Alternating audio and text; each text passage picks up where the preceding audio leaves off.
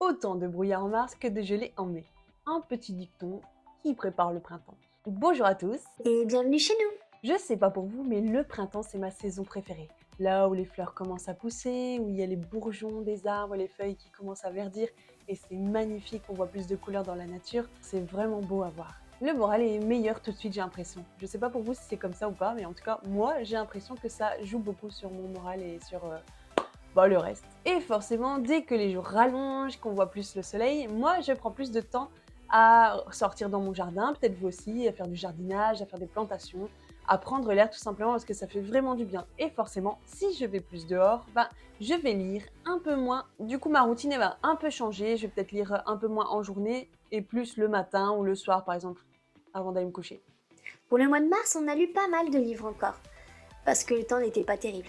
Mais au fur et à mesure du temps, on a quand même vu un ralentissement dans notre rythme de lecture. Alors le premier livre qu'on a lu, c'est Dans mon sang, la grenade de Léa Vollen, édité chez l'Archipel. On l'a lu via la plateforme de service presse NetGalley. C'est le premier roman de cette autrice que nous lisons et c'était vraiment une belle découverte.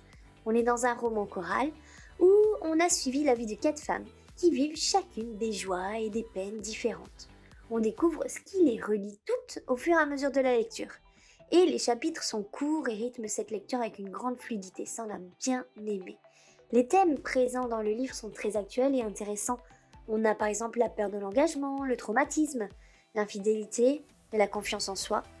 Et moi ce que j'ai bien aimé dans cette histoire, c'est que ça montre en fait les femmes qui veulent s'en sortir et qui vont justement s'entraider pour pouvoir y arriver, malgré les épreuves qui se mettront sur leur chemin. C'est un bon livre contemporain à lire. Alors, j'ai lu Une belle vie de Virginie Grimaldi aux éditions Flammarion.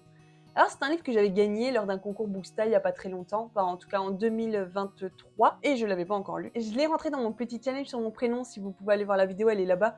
Chaque lettre de mon prénom, en fait, c'était le titre d'un roman. Et donc, Une belle vie, ça faisait la lettre U.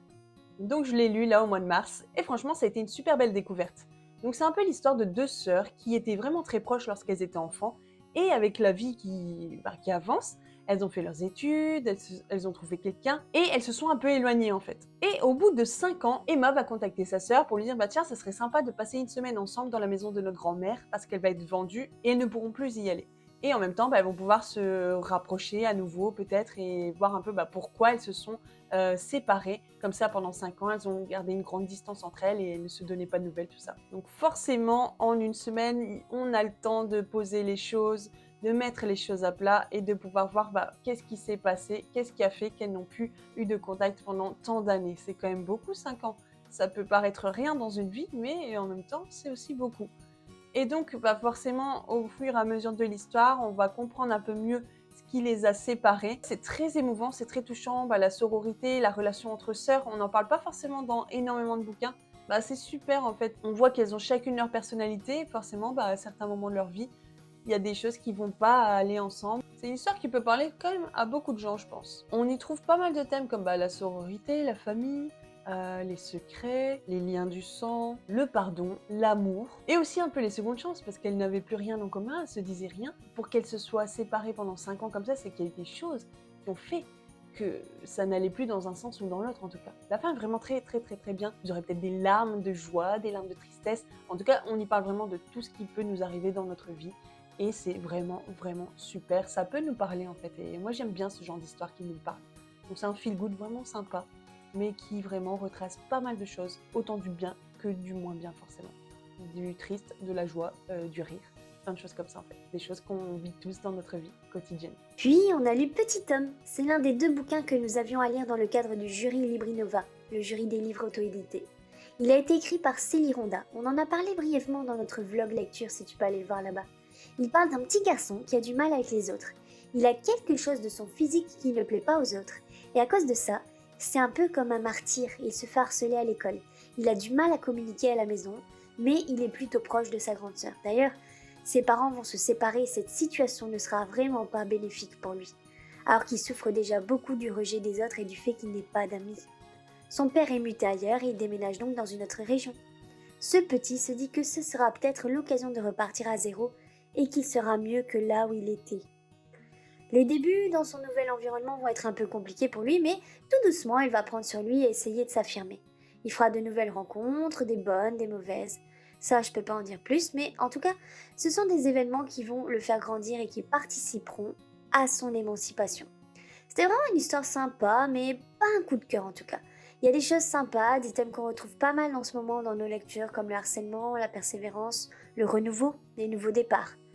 Ça peut être triste, mais ça peut être aussi très, très émouvant et joyeux. Il pleut un peu, beaucoup passionnément de Virginie Achard. Donc ça, c'est un livre auto-édité que j'ai pu gagner lors d'un concours aussi sur Booksta. Donc c'est un livre voyageur en fait, donc qui voyage d'une personne à une autre et pour faire connaître la personne qui a écrit ce bouquin. Alors le sujet central de ce bouquin, c'est une femme en fait qui a perdu un peu ses repères dans la vie, elle se sent pas très bien, elle a une période vraiment où elle est un peu perdue. Et elle vient d'apprendre juste avant de partir en vacances que son mari l'a trompée. Donc c'est vraiment un coup dur qui empire en fait sa situation qui est déjà pas terrible. Elle décide du coup de partir en vacances avec ses 2 enfants mais sans son mari. Et donc pendant ces 3 semaines, on va voir un peu sa manière de penser par rapport à tout ce qui lui arrive, comment elle va pouvoir digérer ça et les décisions qu'elle va prendre par rapport à son mariage. Est-ce qu'elle va continuer avec son mari ou pas? Qu'est-ce qui a fait qu'ils en sont arrivés là? Pourquoi il l'a trompée? Comment ça s'est fait? Pourquoi elle en est là aussi? Pourquoi elle se sentait moins bien? Et c'est super intéressant parce qu'on voit vraiment cette progression en fait dans sa démarche de son travail sur elle-même. On a des rires, on a des pleurs aussi. Les personnages sont vraiment attachants. C'est super, c'est drôle, c'est dynamique. Le rythme du bouquin est vraiment sympa aussi. Et la plume de l'autrice est très très bien. C'est vraiment fluide. C'est une très très belle lecture, une belle découverte pour moi en tout cas. Puis on a lu la duologie 300 jours avec toi de Kiritomo Masaki aux éditions Doki Doki. Donc c'est un manga qu'on vient de terminer. Donc on en avait déjà parlé dans une vidéo précédente. Je pense que c'était le bilan de lecture de février. Vous pouvez aller y jeter un œil si ça vous dit. Cette fois-ci on a fini le tome 2. Donc c'est une duologie, c'est très rapide, 2 bouquins seulement. C'est une histoire douce, légère, mais aussi dramatique, car l'un des 2 personnages a une maladie qui ne possède pas de traitement à ce jour. On est ici dans un seinen. Il y a du drame, de l'amour et du surnaturel, mais légèrement. Ce manga aborde la mort, la médecine, la maladie, l'espoir, l'amour, mais aussi la résilience. C'est vraiment une histoire touchante et émouvante avec des jolies illustrations. Ah, ça c'est vraiment beau. Toutes les histoires n'ont pas de happy end, malheureusement, et ici on est dans ce cas-là. C'est une très belle duologie à lire, notamment si vous voulez vous essayer à la lecture de manga mais que vous n'êtes pas sûr de quoi lire, et que vous voulez pas lire un manga qui a des tomes et des tomes et des tomes qui n'en finissent pas, ici c'est une duologie, vous en avez que 2. Vous pouvez vous faire une petite idée de ce que c'est un manga et si vous aimez ça. Un livre dont j'ai un petit peu parlé déjà, c'est La chute des géants de Ken Follett aux éditions Le Livre de Poche. C'est un auteur que je n'avais pas encore lu mais j'en avais entendu beaucoup parler en bien. J'ai été vraiment ravie et surprise de le lire. Il était vraiment très bien, très intéressant. J'ai lu 1000 et quelques pages sans souci. Ça me fait pas peur les gros romans, il n'y a pas de souci là-dessus. Mais c'était tellement bien, tellement prenant. Il y avait du suspense, de l'aventure, plein de situations différentes. Il y avait de la romance, il y avait forcément c'était au temps de la Première Guerre mondiale. Donc qu'est-ce qui a déclenché ça? On a vu des points de vue de différents pays, la France, l'Angleterre, l'Allemagne, la Russie, la Révolution russe aussi. On a vu plein de choses très bien. Et les personnages étaient aussi assez attachants. Mais il n'y avait pas forcément un personnage central, c'était des personnages centraux en fonction des pays en fait qui étaient représentés dans cette histoire. Et ça s'est vraiment passé, ma lecture je ne l'ai pas trop vu passer, ça a pris du temps bien sûr, mais c'était vraiment très rythmé en fait. Et il y avait toujours quelque chose qui se passait, donc je ne me suis vraiment pas ennuyée et j'ai pas vu que c'était un livre hyper gros de 1000 pages en fait. Je l'ai très bien digéré et j'en suis vraiment satisfaite. C'est le premier tome d'une trilogie et forcément donc j'aurai le tome 2 et le 3 à lire. Je l'ai fait en lecture commune avec d'autres personnes et c'était super bien. Et pour les personnes qui n'aiment pas forcément l'histoire en général, ou en tout cas qui n'ont pas aimé les cours à l'école avant, moi j'étais pas trop fan de l'histoire à l'école.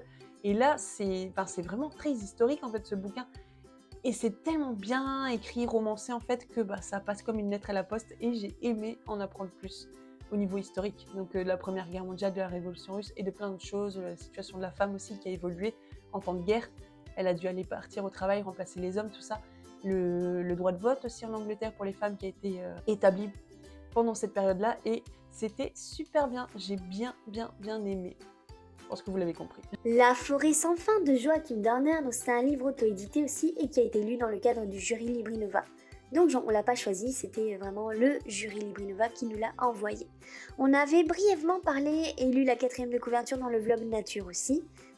Et Vous pouvez aller voir si ça vous intéresse. À ce moment-là, on n'avait pas encore lu les bouquins, donc on avait juste la première de couverture et la quatrième de couverture. Alors ici, c'est chose faite, on a lu les bouquins. On parle de Marius et sa communauté qui vivent dans la vallée entourée de la forêt. Chaque mois, des loups viennent à la tombée de la nuit et emmènent avec eux une ou deux personnes qu'on ne reverra plus jamais. Est-ce qu'elles sont mortes? Qu'est-ce qui leur est arrivé? On ne le sait pas. C'est une journée où tout le monde a peur. Et c'est aussi pour cette raison que les anciens de la vallée rappellent toujours à tout le monde de ne jamais s'aventurer dans la forêt, car c'est un environnement dangereux et on ne sait pas ce qui s'y passe. Que cache d'ailleurs cette forêt tellement immense et sans fin? Marius tente de grandir dans cet environnement incertain, et de nouveaux événements vont survenir et ébranler un peu ses pensées et sa conception du monde au cœur de cette vallée. Il va devoir faire des choix qui auront de lourdes conséquences pour lui mais aussi pour toute la communauté. J'ai été agréablement surprise par ce bouquin. Entre fiction et surnaturel, l'équilibre est bien maintenu et le suspense est présent du début à la fin. On ne s'attend vraiment pas à ce qui va arriver. On se fait des idées bien sûr, mais c'est quand même très bien fait. J'ai eu comme des échos du film de Truman Show par exemple, ou encore d'autres histoires où l'on berce un peu dans un entre-deux, dans une drôle de réalité, avec une ambiance étrange et particulière. La première de couverture est magnifique et elle nous met tout de suite dans l'ambiance un peu noire. C'est très bien écrit, on vous le conseille vraiment sans hésiter. Rejeté, pardonné et sauvé de Cospiel. Donc ça c'est un témoignage, un peu comme une autobiographie en fait, donc de Cospiel, donc il s'appelle Pierre en vrai. Et donc ça c'est un livre que j'ai gagné à la masse critique Babelio. C'est un témoignage, donc c'est une histoire vraie d'une personne en fait qui raconte sa vie, son enfance, jusqu'à la période où elle a écrit le bouquin. Et c'est très intéressant parce que c'est un gars qui a vraiment vécu une enfance assez difficile, il était harcelé à l'école, chez lui c'était pas top non plus, il y avait une relation un peu distante avec son père, il n'arrivait pas à avoir quelque chose de bien. En plus, ses parents ont divorcé quand il était jeune, donc forcément sa place dans la famille était un peu compliquée, au niveau identitaire il y a eu du mal par rapport à ça, et en fait il est tombé dans plein d'addictions, les femmes, l'alcool et encore d'autres choses. Et il se sentait mal, il se sentait seul, en fait, il y avait toujours cette solitude au fond de lui il n'arrivait pas en fait à la remplir avec toutes ces choses, toutes ces addictions qu'il avait. C'était pas suffisant en fait, il y avait toujours ce manque. Un jour, il a été invité par une fille à l'église et il a senti comme de l'amour en fait, quelque chose qu'il avait jamais ressenti avant, en tout cas pas quelque chose d'aussi fort. Et à partir de là, il a vu que sa vie va être transformée, chamboulée en fait. Il fait une rencontre exceptionnelle et à partir de là, tout change, ses addictions, il va les briser, plein de choses vont partir en fait et il va se sentir de mieux en mieux et il va rentrer vraiment dans un peu son potentiel, dans sa destinée, dans ce qui était prévu pour lui et il va se sentir vraiment différent. Tous ces manques, ce manque d'amour, ce rejet, toutes ces choses-là qu'il avait subies avant, il ne les ressent plus au fur et à mesure qu'il grandit en fait dans cette nouvelle relation, cette rencontre qu'il a faite. Moi, c'était très intéressant et j'ai bien aimé. C'est bien écrit, c'est simple, ça va direct au but, c'est clair en fait, donc c'est pas très long. Ça peut parler à beaucoup de gens, je pense. Les témoignages de vie en général, ça peut parler, c'est du vécu. C'était une bonne découverte. C'est un témoignage qui se veut encourageant pour les personnes qui sont peut-être justement dans ces situations, ils sont en manque d'amour, en rejet, peut-être harcelés, ce genre de choses où ils sentent qu'il y a un manque dans leur vie en fait. Et il veut les encourager et leur dire voilà, il y a de l'espoir, il y a toujours de l'espoir. Et pour terminer, on a lu La Nurse du Yorkshire de Stacey Hawes, édité chez Robert Laffont. Alors c'est un livre qu'on a lu dans le cadre du challenge 12 livres dans ma bulle. Alors on vient de le terminer et c'est tout frais encore pour nous. C'est un livre donc qu'on avait gagné aussi lors d'un concours Bookstyle qu'on avait dans notre wishlist. Donc vous pouvez aller voir aussi, on en a parlé brièvement dans la vidéo, un livre, un mois le challenge, qui a été organisé par Lecture dans ma bulle. Franchement, le style de l'autrice, on l'aime, sa plume est top et ça donne vraiment envie de lire d'autres romans d'elle. Ici, on est au début des années 1900 en Angleterre, avec Ruby, qui devient une nurse via un institut. Elle va donc aller travailler dans une famille. On la retrouve à Londres, dans une famille où tout se passe bien. Sauf que cette famille va déménager aux États-Unis et Ruby ne veut pas les suivre. Donc, il va falloir aller dans une autre famille, sa responsable va l'y aider. Elle part donc dans le Yorkshire, dans une famille où il y a 4 enfants. C'est un endroit un peu reculé, où il n'y a pas trop de gens, la maison est un peu retirée de la ville, du village en tout cas, et peu à peu Ruby va quand même se faire à ce nouvel environnement et à la nouvelle famille. Mais il s'avère que cette famille est assez étrange, il se passe des choses dans cette maison mais on ne comprend pas vraiment. Donc l'autrice nous embrouille bien dans nos hypothèses et elle sait retourner notre cerveau comme il faut. Je savais qu'il y avait des trucs louches, mais c'est pas assez clair pour être sûr de la cause des problèmes en fait. Bref, la lecture a été géniale, rapide et elle a été parsemée de suspense, d'aventure, d'amour, de bienveillance. La fin est vraiment bien, on s'y attend pas complètement. Une très bonne lecture, à vrai dire, qu'on vous conseille sans hésitation également. Ça y est, c'est fini pour le mois de mars, donc on a lu 9 bouquins, alors pas beaucoup. C'était très varié là, ces lectures, il y avait de l'historique, du témoignage, du feel good, c'était vraiment très intéressant. Les thèmes aussi qui ont été abordés ont été un peu différents peut-être du mois de février aussi. Et franchement, j'ai bien aimé mes lectures. J'ai été très surprise par la chute des géants de Ken Follett. C'était une très bonne découverte et j'espère en faire de meilleures pour le mois d'avril. Je vous souhaite une très bonne semaine et je vous dis à très vite pour une nouvelle vidéo. À la semaine prochaine. C'était les mots d'or.